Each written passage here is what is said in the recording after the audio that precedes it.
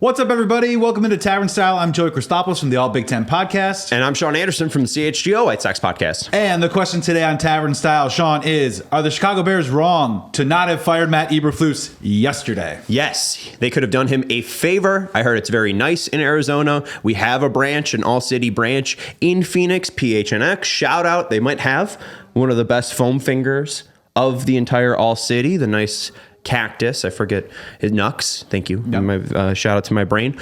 But they should have left him on a tarmac in Arizona. Do you know the airport out there? PHX, I'm guessing? I don't know. They should have left him on the tarmac.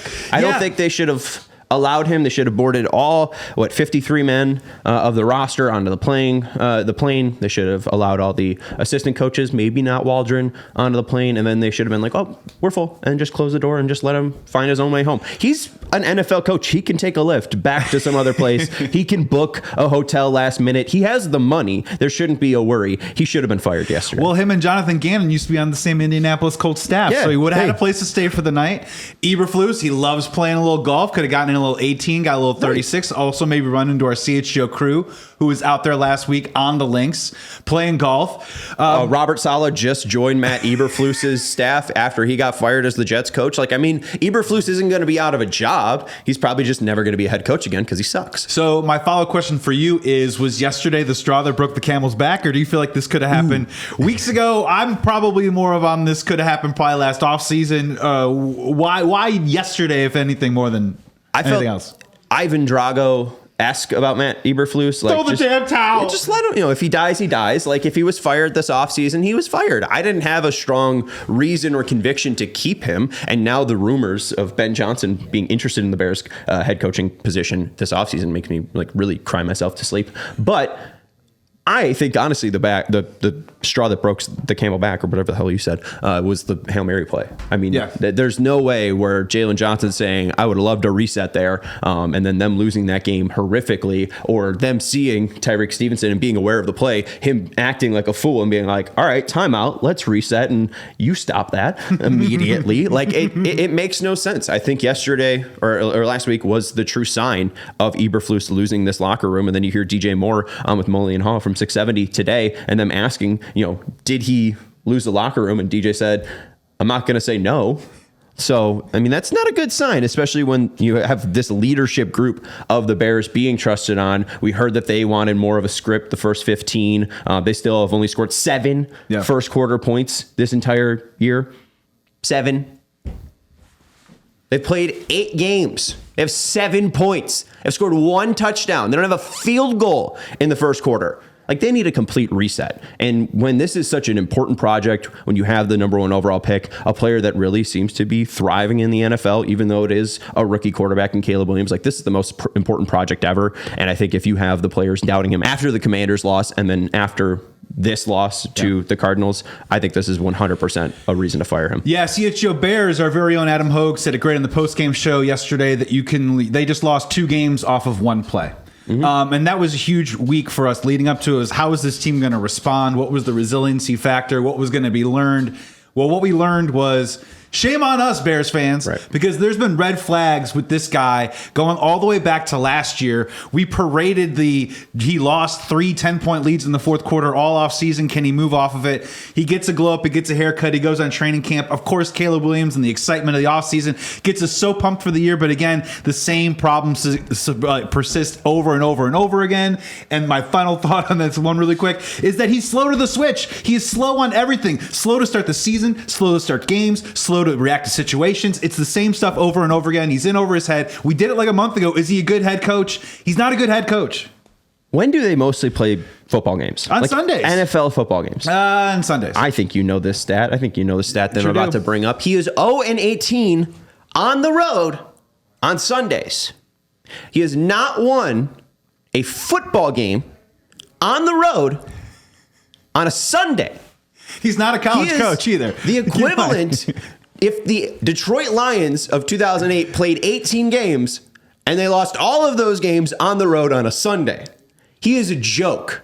And the fact that they even have the different, the point differential they have is like a testament to, I think, the talent over on the plus team. 40. Yeah. Right. Yeah. I mean, I think if you have a new voice in there, it really could change. You still have 10 more games left. And this is the thick of things. You need these guys firing on all cylinders when you're taking on the Packers, Lions, and Vikings. And these guys do not look to be firing on all cylinders. I don't think the coach is currently in the building, and that's probably the biggest issue. I'm not going to give Shane Waldron the keys to the car right now. I would love if he also got fired, but it does seem difficult to kind of replace an entire coaching staff on the fly, which is why I think the Bears will be cowards and not do it.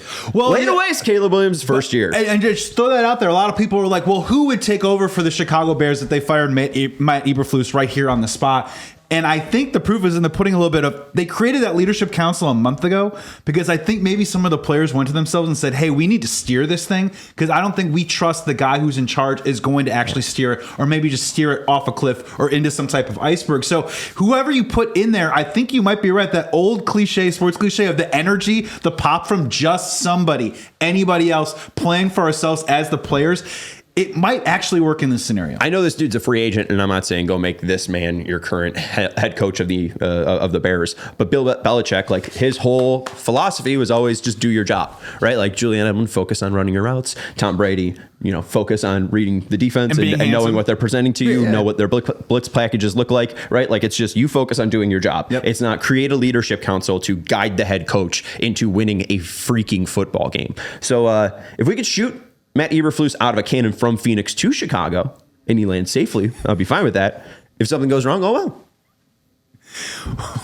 We're canvassing there for our best cannon marksman to make sure that he lands as safely as possible. Call up the people from Hanna-Barbera. I mean, they have seemed to figure out the cartoon, cannonball launcher. I think they could figure out the trajectory, the speed necessary to get Eberflus from Arizona to Chicago. It's 2024. We're sending people to Mars. So, let's fire them out of a cannon. and maybe the biggest cannon we can get. And maybe the rubber meets the road on this one is Ryan Poles decided to let go Luke Getsy in the offseason, brought in a new offensive coordinator, didn't have the stones to get rid of Matt Eberflus now.